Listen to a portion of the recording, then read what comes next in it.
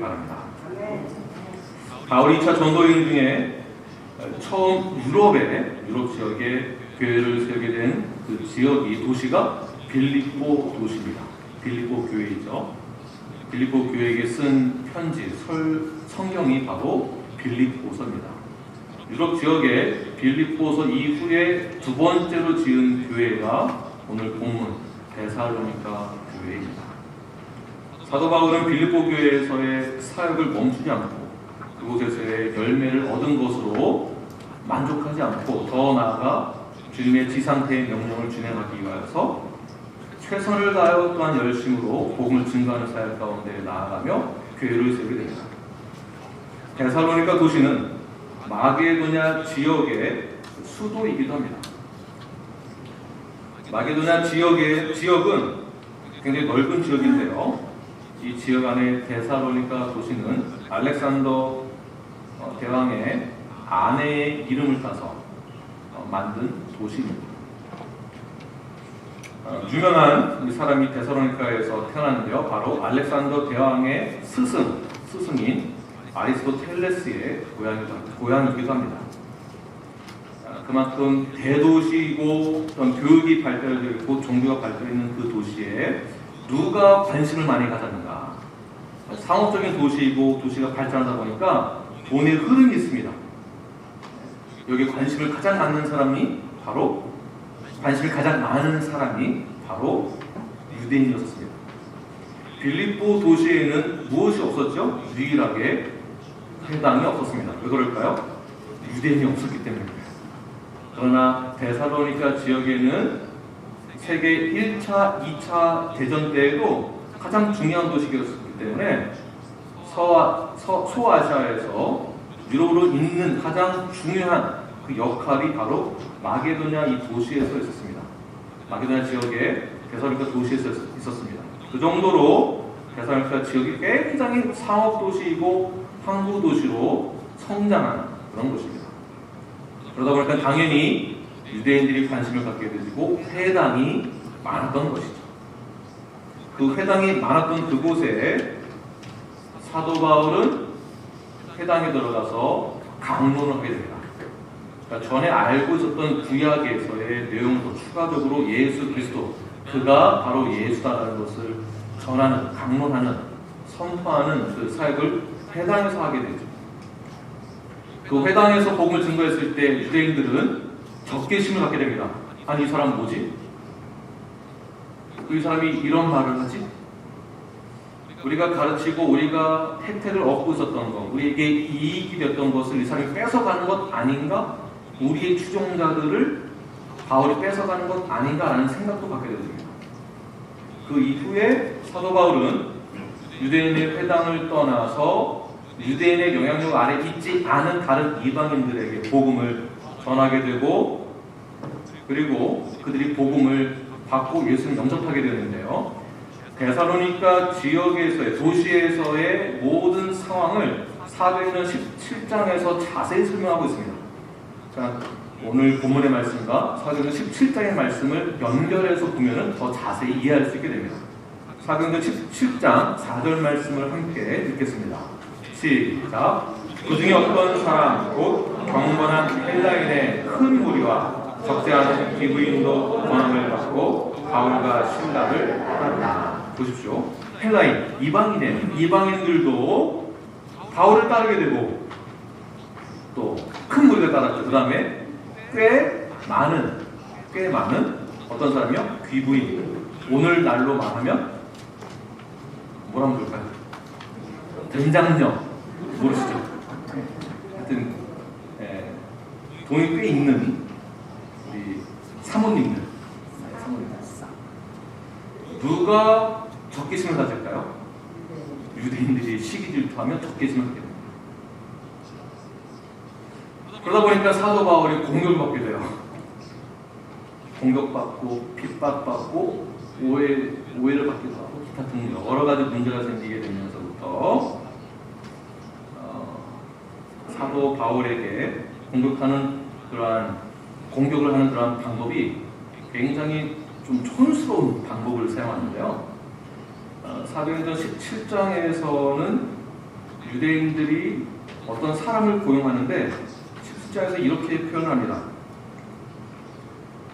유대인들이 바울을 핍박하기 위하여서 불량배들을 고용을 해서 이제 핍박을 하거든요. 성경에서는 불량배라고는 안 하지만 다시 오늘날로 말을 바꿔서 이야기하면은 동네의 깡패들을 불러다가 돈을 주고서는 저 사람을 어떻게 해서든지 내쫓아야 된다라고 사람을 사서 시킨 거예요. 그래서 사도 바울이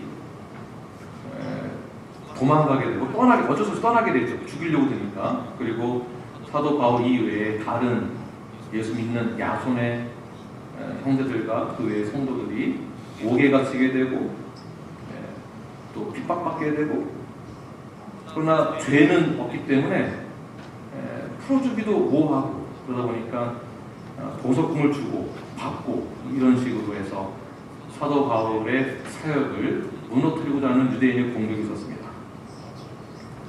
그래서 사도 바울은 베레아로, 바로 밑에 도시 베레아로 떠나게 되고요. 베레아까지 이 유대인들이 데살로니가까지 쫓아와요. 가만두지 않겠다. 대단하죠. 그런 열정이면 저 같으면 차라리 다른 일에 더 열심히 하겠습니다. 쫓아 내려와서 소동을 일으키고 또 바울을 핍박하고, 그래서 바울이 베레아에서 복음을 전한 다음에 아덴으로 가게 되고, 아덴에서 너무나 걱정된 나머지 데살로니가에 있는 성도들이 너무나 걱정되는 거예요. 왜냐하면 데살로니가에서 베레아로 올 때까지 데살로니가에 있었던 그 시간이 약 3주밖에 없었습니다. 3주간 복음을 전하고 가르쳤어요. 3주간의 시간, 그 짧은 시간 동안 우리 성도들이 잘 배웠는가? 핍박이 이렇게 심한데 어떻게 지내고 있을까? 그래서 사도 바울이 염려가 되어 바울은 디모데와 실라를 다시 데살로니가로 보내게 됩니다. 그래서 1절 처음 시작이 바울과 실루아노와 디모데는 이렇게 시작하죠. 여기서 실루아노가 신라입니다. 신라.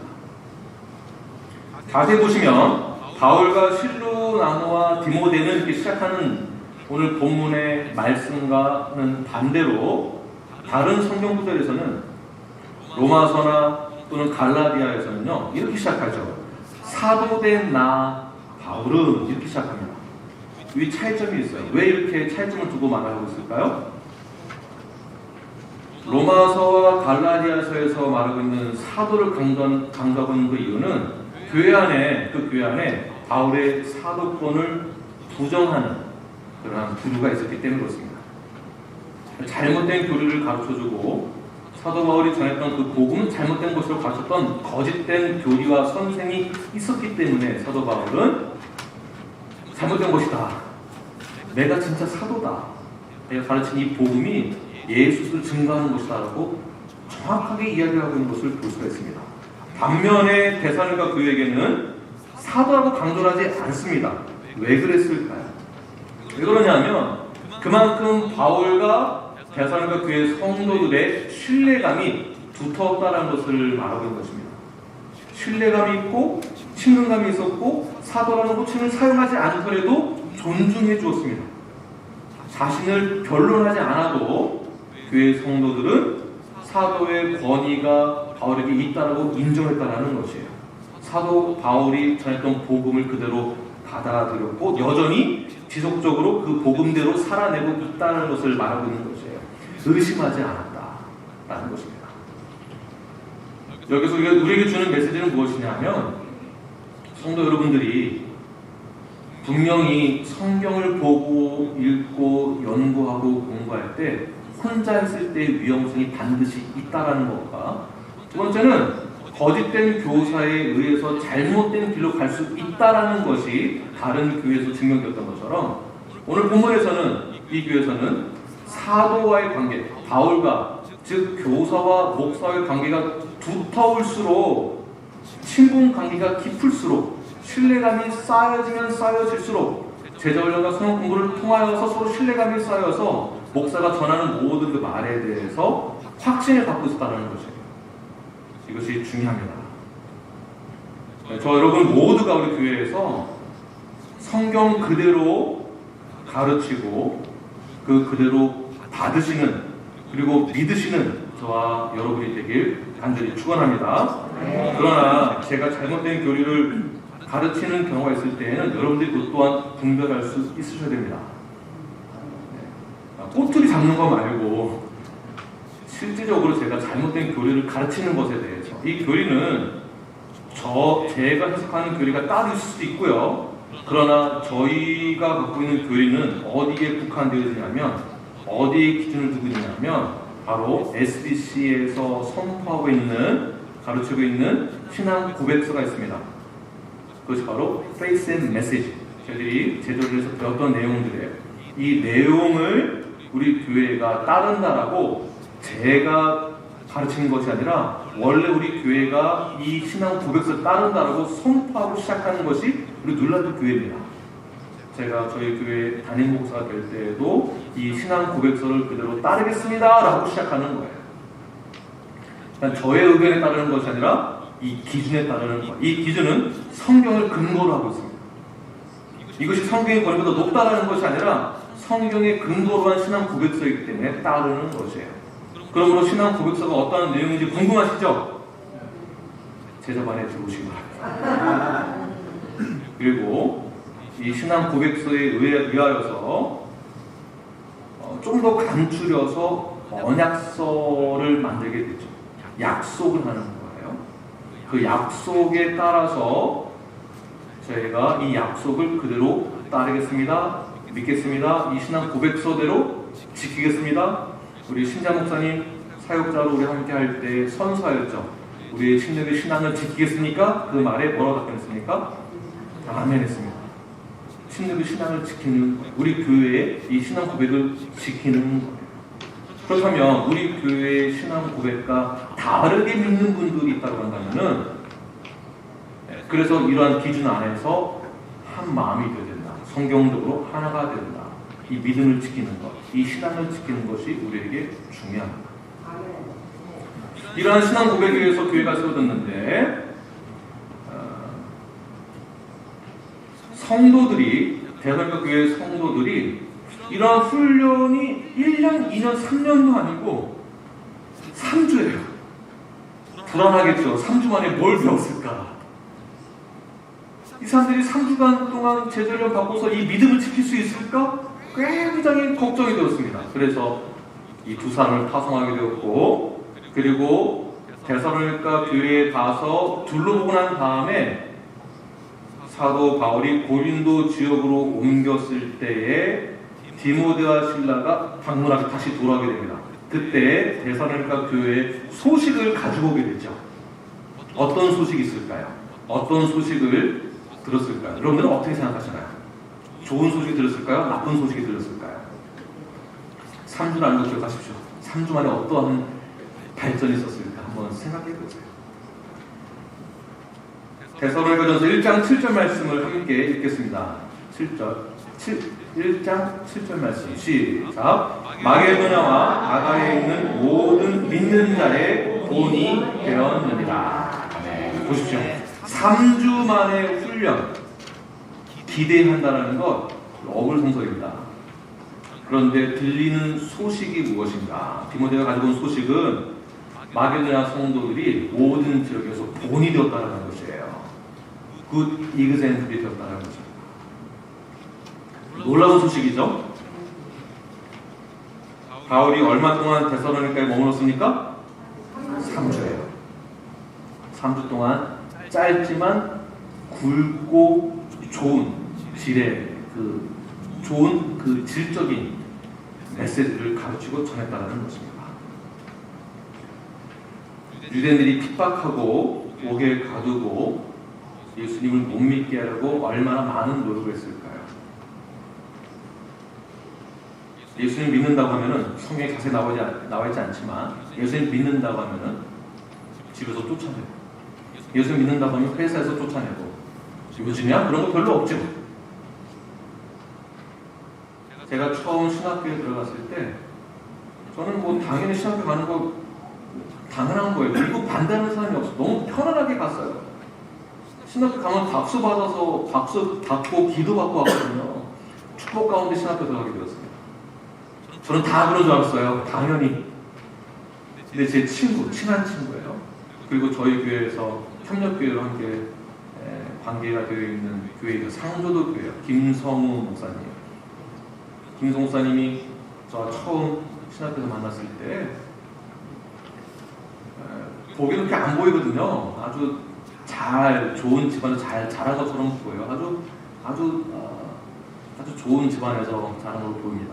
그런데 간증을 들으니까 너 신학교 가면은 호적에서 파겠다. 네.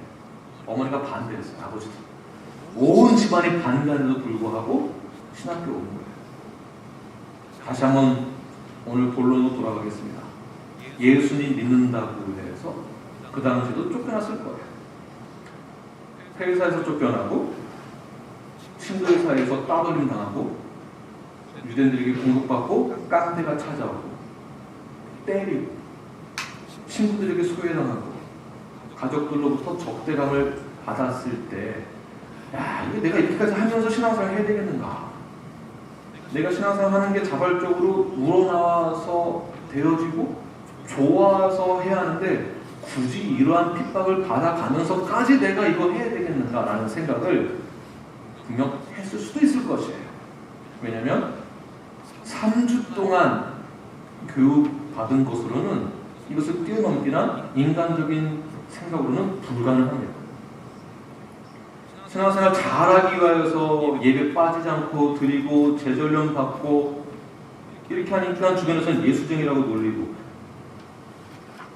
기도 모임 간다고 하면은 미쳤다고 그러고 주변에서 어느 목사님과 함께 미팅이 있어라 하면 주변에서 야 그 목사가 뭐라고 그 목사가 그 거짓말쟁이야 라는 얘기를 들어도 나 그 목사님 만나야 돼 교회 가야 돼 성경 공부해야 돼 라는 말을 했을 때 친구들이 뭐라고 할까요? 성경대로 살려고 열심히 최선을 다해서 말씀을 지키려고 하는데 주변에서는 아 너 참 고리타분하다 친구들이 옆에서 비아냥 겁니다. 이러한 삶이 계속 지속되어지고 반복되어지면 되어질수록 믿음이 약한 성도는 대부분 믿음에서 벗어나는 생각을 합니다.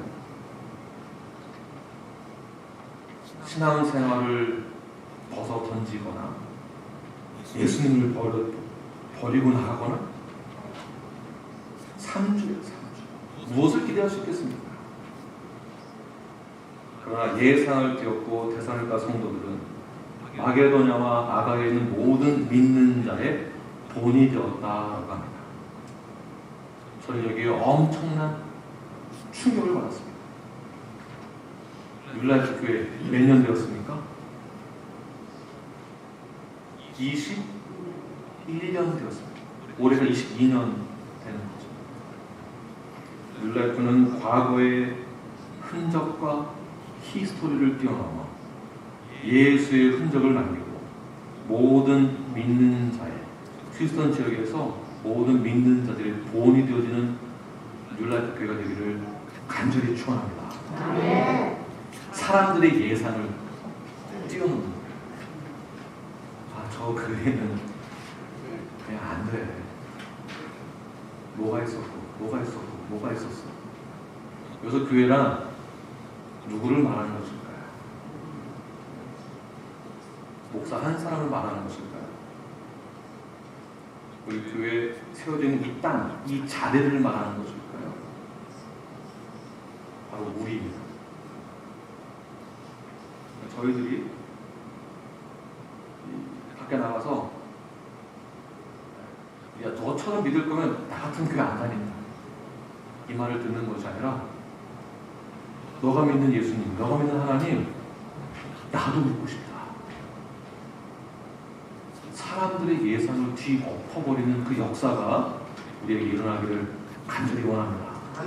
인간의 기준으로 보면은요 데살로니가 교회의 사실은요 불안해요. 살아남을 수 있을까? 이 신앙을 지킬 수 있을까? 이 믿음을 지킬 수 있을까? 과연 그 교회가 끝까지 끝까지 버틸 수 있을까? 존재할 수 있을까? 굉장히 불안해요. 3주간 불안해요. 옆 사람 한번 보세요. 불안한가 안 불안한가?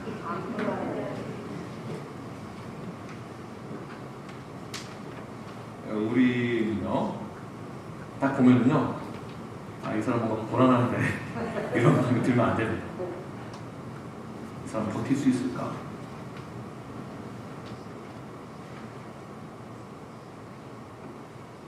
재작년, 작년 외부에서 저에게 하는 말씀을 들었을 때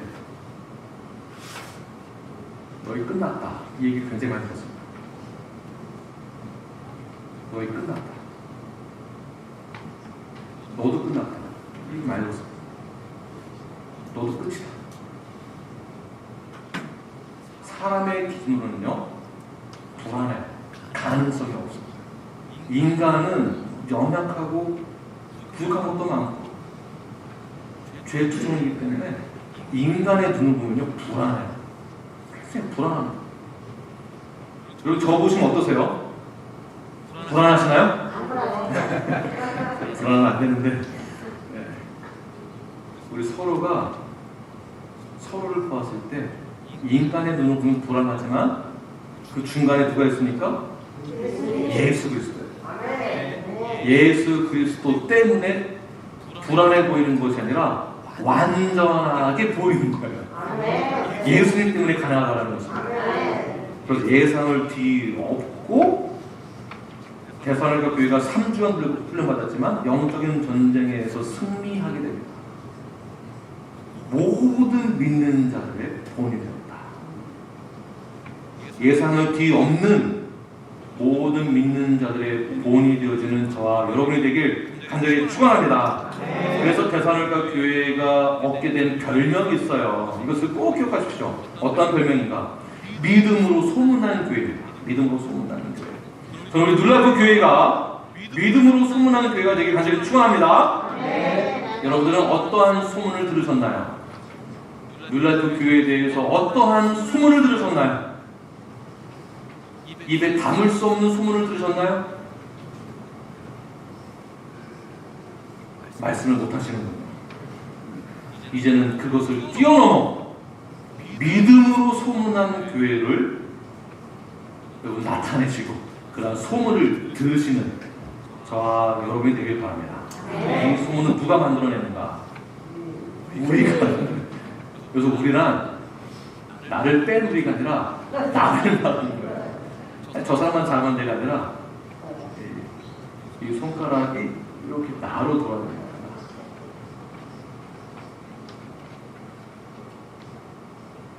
우리 자매님을 보면은 자매님 소문을 들으니까 믿음이 너무 좋다는 소문이 많아요. 자매님만 보면 정말 언행이 삶이 본받고 싶습니다. 이러한 삶이 믿음으로 소문난 교회라는 이미지를 만들게 됩니다. 이러한 이미지는 내가 돈으로 만들 수 있는 게 아니에요. 내가 뭘 해서 만들 수 있는 것이 아닙니다. 성경대로 살아내야만 가능한 것입니다. 돈으로 살 수 없습니다. 돈으로 입막음 해봐야 소용없어요. 내가 삶으로 직접 살아내야 가능한 것입니다. 우리 눌라이프 교회가 휴스턴에서, 텍사스에서, 미국 전 지역에서 믿음으로 소문나는 교회, 건강한 교회가 되길 간절히 축원합니다. 자, 그렇다면 좀 더 구체적으로 어떠한 부분에 있어서 이러한 좋은 소문이 났을까요? 데살로니가전서 3장 6절 말씀을 우리 함께 읽겠습니다. 시작. 지금은 디모데가 너희로부터 와서 너희 믿음과 사랑의 기쁜 소식을 우리에게 전하고, 다음 페이지. 또 너희가 항상 우리를 잘 생각하여 우리가 너희를 간절히 보고자 함과 같이 너희도 우리를 간절히 보고자 한다 하니. 구체적인 본이 됐던 내용은 첫 번째 믿음이었고요. 두 번째 무엇입니까? 성도 간의 사랑. 성도 간의 사랑. 성도 간의 사랑인 것을 기억하십시오. 성도 간의 사랑. 자, 여기 딱 보시면 몇 명인 것 같으세요? 저희가 대략 교회 주일 출석이 40에서 50명 사이 정도가 됩니다. 어른들만. 내가 사랑할 만하고 내가 관심 있어 할 만한 사람하고는 굉장히 친해요. 이 사람이 필요가 무엇인지 알고요. 이 형제님의 기도 제목이 무엇인지 알고 있고 이분의 성향을 알고 성격을 알아요. 그래서 더 깊은 친밀감이 생기고 사랑의 교제를 하게 됩니다. 그런데 별로 관심이 없는 사람에게는 이 사람이 우리 교인인지 아닌지 나랑 아무런 상관이 없다라고 하는 분들이 있을 수도 있어요. 우리 고작 몇 명이라고요? 400명도 아니에요. 40여 명 정도 되는 분들이 모두가 다 어떻게 되겠습니까? 서로 섬기며, 서로 사랑하며, 서로 용서하며, 서로가 하나가 될 수 있는 성도의 사랑의 교제가 있어야 한다는 것입니다. 이러한 부분에 있어서 칭찬을 받는 것이 본이 된 것입니다. 이렇게 3주간 제절령 받고 이 교회는 급성장하게 됩니다. 다른 지역에도 본이 될 정도로 성숙하게 자라게 되었습니다. 다른 성경에서 사도 바울이 편지를 쓰는 내용들을 보게 되면 억양이 굉장히 강합니다. 명령조리라고 이렇게 해라 라고 말합니다. 그러나 데살로니가 교회에게는요 강한 명령조보다는 그들을 오히려 격려하며 칭찬하는 내용이 더 많이 있습니다. 그래서 오히려 교회의 성도들을 향하여서 성도들을 보고 하나님께 감사의 기도를 하고 또 위로의 기도를 하면서 성도들의 그 가르침 받은 것을 일상 삶 가운데에서 그대로 살고 있는 것에서 박수를 쳐주는 것을 보게 됩니다. 우리 모든 누리교 성도들도 성경적으로 건강하고 서로를 위로하며 격려하며 서로 사랑의 교제를 할 수 있는 소외되는 분 한 분도 없이 소외당하는 분 한 분도 없이 서로가 모두의 사랑의 교제를 할 수 있는 저와 여러분이 되길 바랍니다. 적용해 보세요. 어떻게 하면 할 수 있는가? 이런 것을 구체적으로 동사에서 몸이 가르칠 때 적용하시면서 디보션을 하세요. 어떻게 하면 좋겠습니까?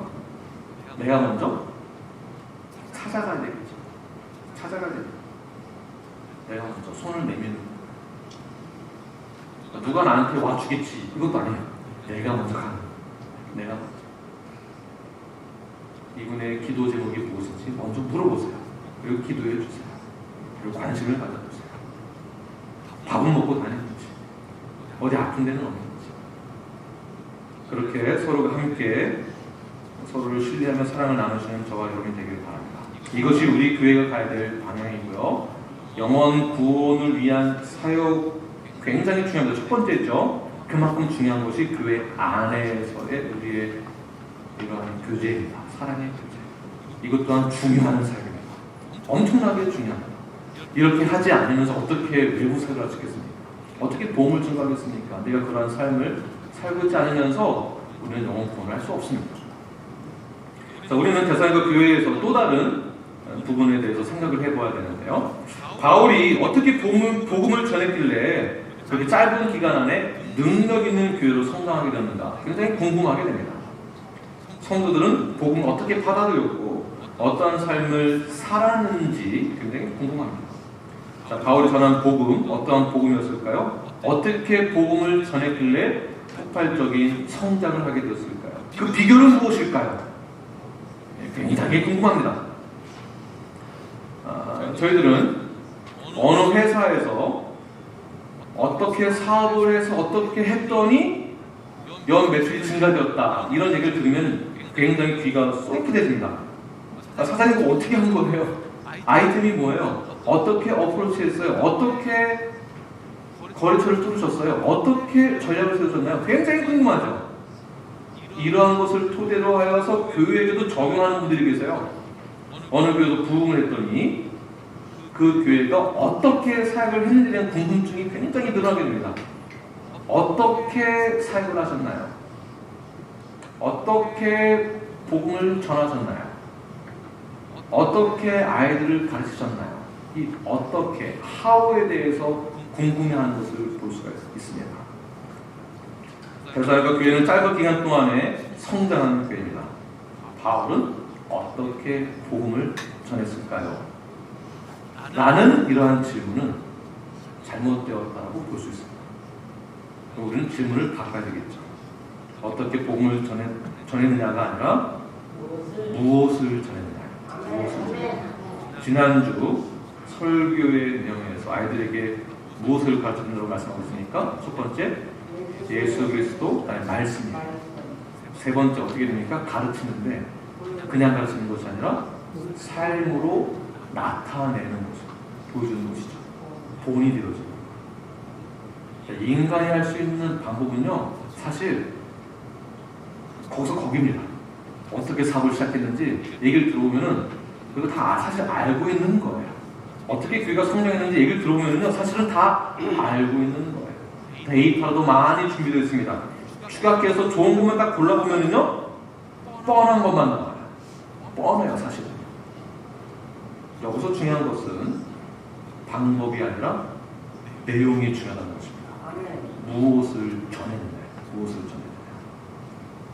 무엇을 전했으니까 복음의 내용이 중요합니다. 복음의 내용, 어떠한 내용일까요? 사도행전 17장 2절과 3절 말씀 우리 함께 읽겠습니다. 시작. 바울이 자기의 관례대로 그들에게로 들어가서 새 안식일에 성경을 가지고 강론하며 뜻을 풀어 그리스도가 해를 받고 죽은 자 가운데에서 다시 살아날 것을 증언하고 이르되 내가 너에게 전하는 이 예수가 곧 그리스도라 하니. 아멘. 자, 무엇을 전했습니까? 처음에 성경을 가지고 성경을 가지고. 어떤 분들은 저에게 조언을 해주시는 분들 중에서 이렇게 말씀해 주는 분들이 계세요. 목사님, 목회 잘하려면 사람 매니지를 잘하셔야 됩니다. 매니지 잘하세요. 매니지먼트 잘하세요. 이벤트 잘하면 됩니다. 기타 등등 이렇게 말씀하는 분들이 계세요. 교회가 성장하려면은 마치 사업을 운영하듯이 이렇게 하면 잘 될 수 있다라고 추천을 하거나 권면을 하거나 100% 틀렸다라고 볼 수는 없지만 그러나 적용점이 완전히 다르죠. 중요한 것은 교회는요, 성경 중심으로 가야 됩니다. 아이들 프로그램도 중요하고 이것도 중요하고 맞습니다. 그러나 프로그램 안에 어떠한 내용을 가르치느냐 굉장히 중요해요. 이 내용을 모르면요, 우리는 쉽게 유혹에 넘어지고 거짓 교사에게 미혹당합니다. 예를 들면 어제 동사모임에서 있었던 사건인데요. 성경 말씀 몇 장 읽읍시다 했더니 오늘 우리 형제님 한 분이 성경을 딱 찾았는데 후기 성도교회라는 것인데요. 이단이에요, 이단. 인터넷에 검색을 딱 해서 찾으면요, 이단도 똑같이 올려놓거든요. 모르면요, 다 넘어가게 되어 있습니다. 성경을 잘 알아야 한다는 성경. 왜 이단이 되는지, 왜 이단이 아닌지, 성경에서의 핵심을 아는 것이 중요하겠죠. 그 이단에서 말하고 있는 것은 예수님의 신성을 부인하는 것이거든요. 예수님을 안 믿는 거예요. 우리가 믿는 기준은 무엇입니까? 예수 그리스도입니다. 그 기준이 무엇이죠? 3절 말씀이잖아요. 그리스도가 해를 받고 죽은 자 가운데 다시 죽었다가 다시 살아나셨고 승천하셨고 그 다음에 다시 오신다는 그분이 그리스도라는 것. 그분이 바로 예수님이라는 것. 그 예수는 우리가 믿는다라는 것입니다. 예수님이 그렇게 죽으시고 부활하시고 승천하시고 다시 오신다라는 이것이 바로 성경에서의 핵심 내용이에요. 하나님의 최고 관심 있는 것이 바로 이 내용이에요. 마지막 때 다시 오실 그 마지막 때의 사건, 완전하게 이루어질 구원의 계획이 완전하게 이루어질 그때의 그 사건, 앞으로 있을 그 사건에 대한 관심이 하나님에게 있어요. 자, 성도에게 관심은 어디 있습니까? 바로 주님 다시 오시는 그날이에요. 그날 마지막 때. 그때까지 우리는 구원의 완성을 이루어야 합니다. 자, 복음의 내용 무엇입니까? 고린도전서 2장 2절 말씀 함께 읽겠습니다. 시작. 내가 너희 중에서 예수 그리스도와 그가 십자가에 못 박히신 것 외에는 아무것도 알지 아니하므로 작정하였습니다. 주님만을 증거하는 것. 더 나아가서 그 주님이 나에게 어떠한 분이신지를 실제로 깨닫는 거예요. 그냥 정보만을 얻어서 지식으로 아는 것이 아니라 내가 주님을 만났다라는 것을 삶으로 나타내는 거예요. 말로 저 믿어요 하면 아닙니다. 말로 입술로 시인했으면은 그 다음 삶으로 나타나는 거예요. 그것을 믿었다라고 보는 것이지 신뢰도요 진짜 구원을 받았는지를 교회 안에서 검증이 되어야만 주는 것이에요. 그냥 고백해서 침례 받읍시다. 아닙니다. 그래서 문제가 되는 것이거든요. 정말 주님을 인격적으로 만났다고 한다면, 그렇다면 나의 삶 가운데서 주님이 나에게 주인이 되심을 내가 믿고 그대로 실천하는 거예요. 살아내는 것입니다. 나의 삶을 통하여서 예수님을 증거하는 것이에요. 그 증거되는 나의 삶을 세상에서 보고 나를 보고 예수님을 만나는 것입니다. 아멘 하십시오. 나를 보고 예수님 만나는 거예요. 목사님 찾아가보세요. 목사님이 안내해 줄 거예요. 틀린 건 아니지만 나예요. 하나님의 관심은 나에게 있습니다. 김 목사에게 있는 것이 아니라 여러분에게 있는 것이에요. 내가 어떻게 하고 있는가? 나를 통해서 영혼 구원이 이루어지는 것입니다. 복음 증거라는 것이에요. 내가 복음의 내용이 되는 것입니다. 내가 내용이 되는 것이에요. 사도 바울이 그렇게 복음을 전하였고 3주간이지만 짧지만 복음대로의 삶을 살아내었기 때문에 데살로니가 교회의 성도들이 그 영향을 받았고 복음을 받아들였고 전적으로 예수님을 나의 구주로 영접한 것입니다. 그리고 그것을 믿었기 때문에 역사가 일어나게 된 것이죠. 저는 저희 교회가 나의 삶을 통하여서 복음의 내용이 그대로 증거되어지는 저와 여러분이 되길 간절히 축원합니다. 여러분 자체가 복음이에요. 여러분 자체가 피스 메이커가 되셔야 됩니다. 그런데 여기서 문제가 있어요. 아니 목사님, 제가 뭐 어떻게 더 잘하나요? 저는 그런 인물이 안 됩니다. 근데 그러한 말 속에 이런 것이 있어요. 저는 그렇게까지 하고 싶지가 않아요. 라는 것도 있어요, 사실. 그렇게까지 다 빠지고 싶지가 않아요. 왜냐하면 어느 정도의 자유를 가지고 조금 누리고 싶어하는 마음이 있다는 것입니다. 네, 어느 정도 공감이 되어집니다. 또는 열심히 하려고 하는데 계속 안 된다는 그 말 속에는 제가 어떻게 할 수 있을까요? 겸손한 마음도 없지 않았겠지만 자신이 없는 거예요. 왜냐하면 계속 나를 돌아보게 되잖아요. 난 안 되는구나. 이렇게 하려고 하는데 지나고 나면 또 죄를 짓고 있어요. 욕을 하면 안 되는데 순간 웃기서 또 욕하게 되고 건드리지 않으려고 하는데 계속 또 건드리게 되고 생각하지 않으려고 했는데 또 생각하게 되고 거짓된 것, 죄악된 것을 생각하게 되죠. 남자들은 0.3초 만에 바뀐다고 합니다. 생각이 죄를 향하여 바뀌게 됩니다.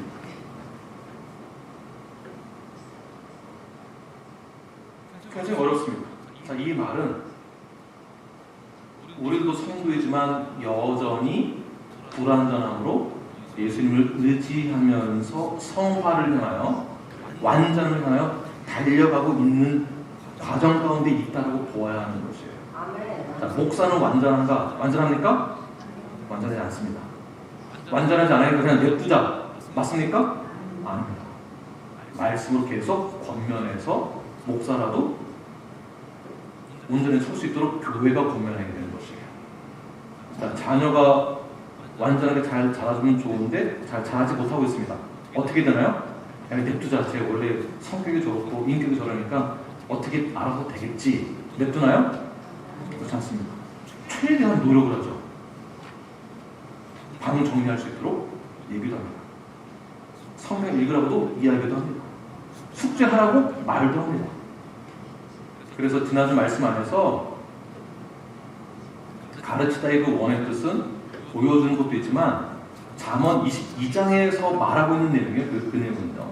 다른 성경에서는 가르치다라고 했을 때는 명령형이에요. 부모의 의무와 책임이 가르치는 것에 대한 명령으로 전달되어지고 있습니다. 근데 부모는 완전히 않거든요. 아이들은 엄마도 안 그러고 아빠도 안 그러고 왜 자꾸 나한테만 뭐라고 해요? 이렇게 불만이 쌓일 수 있으나 그러나 부모는 돈을 보이면서 가르쳐야 하는 것이에요. 그렇게 하라고, 숙제하라고, 방 치우라고, 제발 샤워 좀 하라고, 머리 좀 감으라고 말을 해야 하는 것이에요. 가르쳐줘야 돼요. 설거지 똑바로 해야 된다. 반찬 이쁘게 담아라. 요리는 이렇게 해라. 옷은 좀 단정하게 이렇게 입어라. 라고 말을 해주면서 가르치는 거죠. 자, 건강교로 자라고 있는 데살로니가 교회 잘 자라고 있습니다. 그렇다고 해서 아무런 문제가 없었을까요? 여전히 불안한 가운데 있습니다. 자라나고 있지만 완전하지는 않습니다. 데살로니가 교회에도 문제가 있었다는 거죠. 어떤 문제가 있었을까요? 데살로니가 교회가 당면한 실질적인 문제가 있었는데요. 다른 교회에서는 교리적인 문제가 예수 그리스도에 관련되어 있는 문제가 있었죠. 구원에 관련된 문제, 교회에 대한 문제지만 데살로니가 교회에서의 문제는 종말론에 관련되는 문제였어요. 그래서 오늘날 종말론에 대해서 잘못 이해하고 있는 분들은 데살로니가 전후서 강의 말씀을 통해서 다시 한번 정리를 잘 하셔가지고 신앙생활을 이 종말론에 관해서 잘 이해하시고 신앙생활 잘 하셔야 됩니다.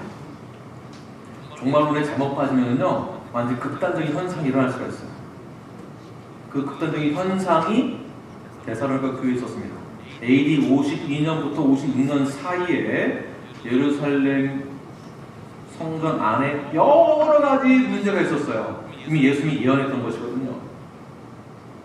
그 예언대로 분명히 이 사건을 보면 종말 때가 다가왔다.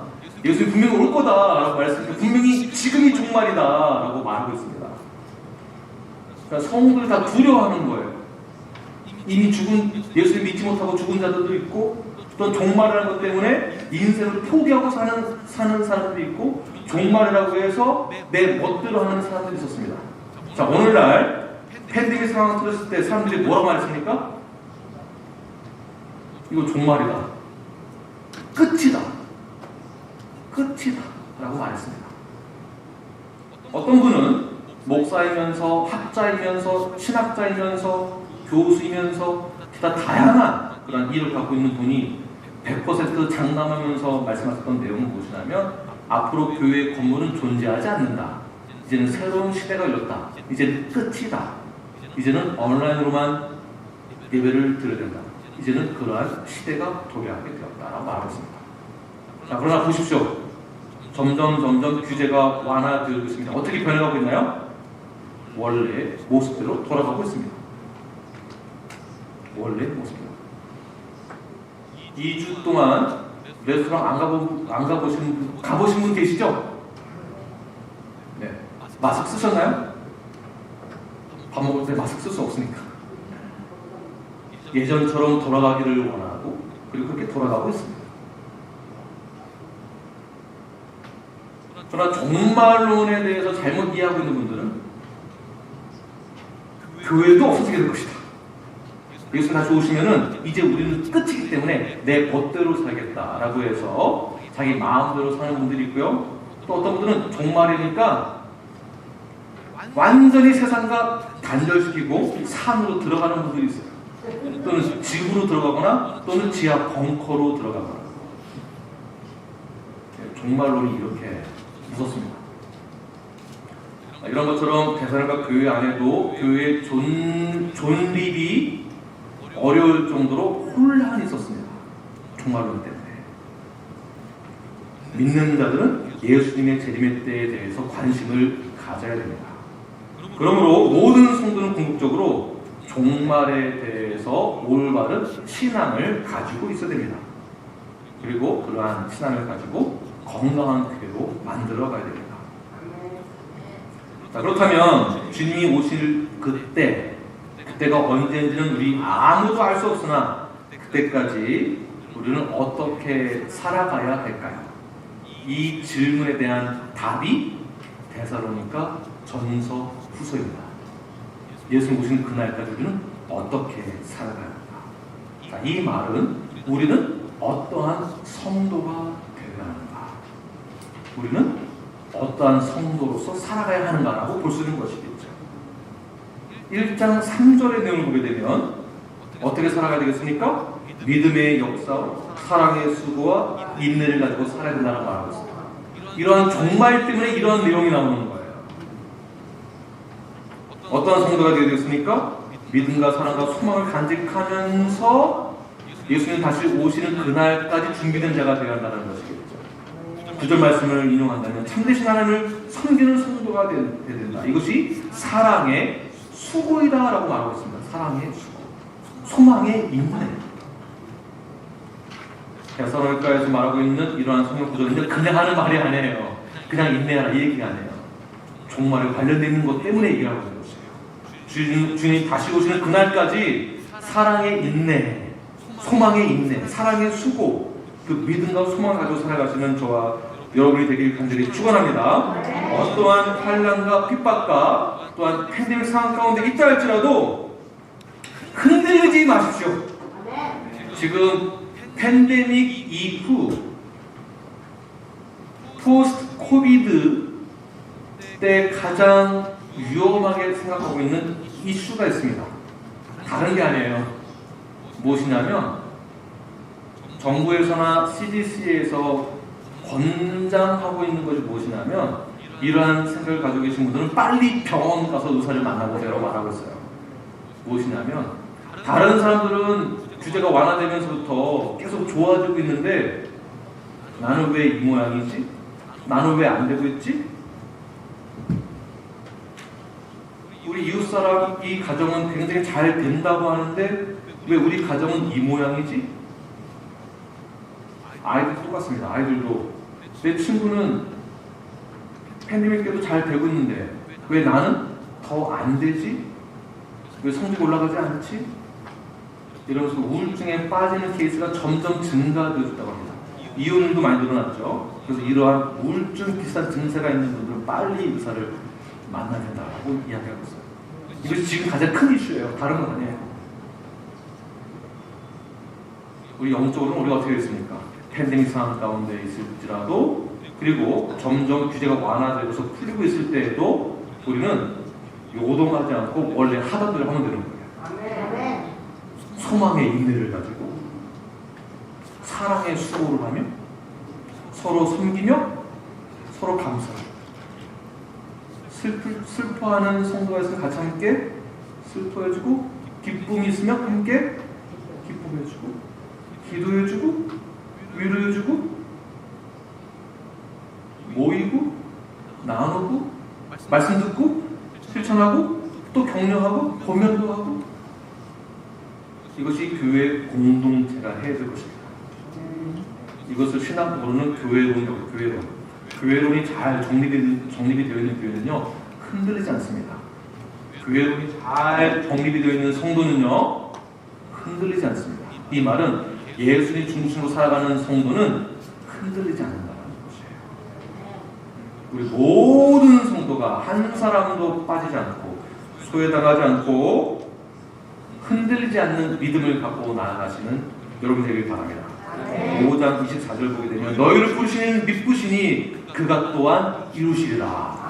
하나님께서 예수 그리스도께서 성령님에 의하여서 모든 것이 가장 선한 길로 인도함 받고 이루어지게 될 것입니다.